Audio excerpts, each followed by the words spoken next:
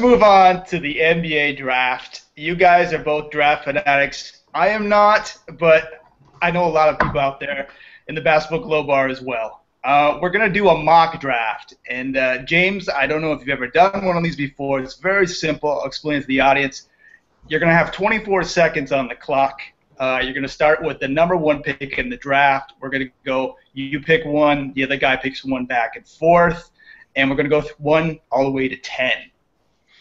And you have 24 seconds to pick your pick and explain why you picked that guy for that slot. James, I'm going to let you go first. With 24 seconds on the clock, who's your number 1 pick in the draft? And the team is Philadelphia. Go. All right, so we're in the ward room. We're going back and forth. Ingram's a better fit, I think, with the talent they have there. But Simmons is so dynamic and has such a – I think he has a higher ceiling than almost anyone in the draft.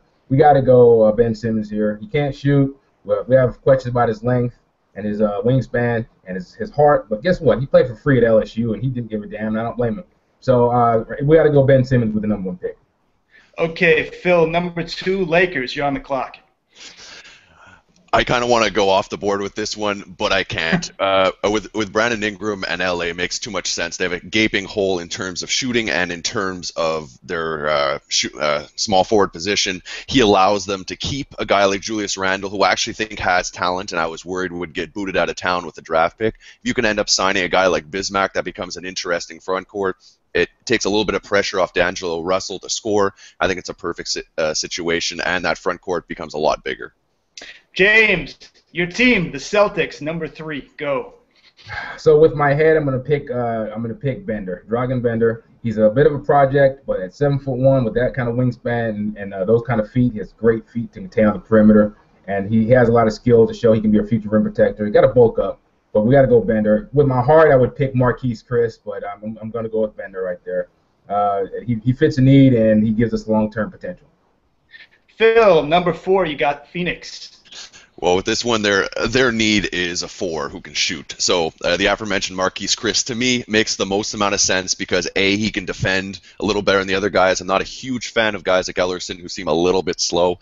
I like how Chris can come in, be dynamic, and he's only 18 years old, very young. Some other guys who would be interesting, maybe a small forward like a Jaylen Brown would be my dark horse, but I'd have to go with Chris just because it's a more obvious need right now. And while there are some good shooters, I'm done. Yeah, you're done. You're done. James, number 5, you got Minnesota. Oh man, so I'm gonna go Jamal Murray here. I wanted to go. I wanted to go. I think Dunn's the better player, but I think with Rubio already in town, I don't think he's going anywhere, and they're not really quite sure what they have with Levine. Murray's gonna do another option, a knockdown shooter. He's not a point guard. He play a little, probably point sometimes. I'll go him over Dunn here. I think Dunn's the better player. Phil, number 6, New Orleans. This one was actually tough for me because I'm a big Drew Holiday fan, and as much as I want to say Dunn, I think I'm going to go for a little bit more of an obvious position here, and I'm going to take a leap because if it pans out, works great, well, I'm going Jaylen Brown at 3. At 6 with Jamal Murray. With New Orleans. I think Jaylen Brown and Anthony Davis, if it all pans out, could be a dynamic front court in the NBA. James, number 7, Denver. So they already got Moutier in town. They got the bigs and Jokic and Nurkic. I'm gonna go. They got Hield.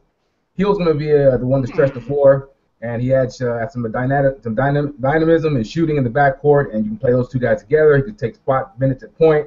Just help stretch the floor and add a little more star power there. Yeah, nice to add a Jamaican too. Phil, Sacramento, number 8. I think this is where the Dunn slide stops. I think this is the most obvious position. They've been screaming of wanting a point guard forever. He comes in at a great age. He can mix it up with Cousins right away, and I don't think they're signing Rondo again. That doesn't make enough sense. I think this is a perfect fit, and look for Dunn and Cousins if they keep him to be a dynamic and up-and-coming team. James, you got number 9, the Raptors.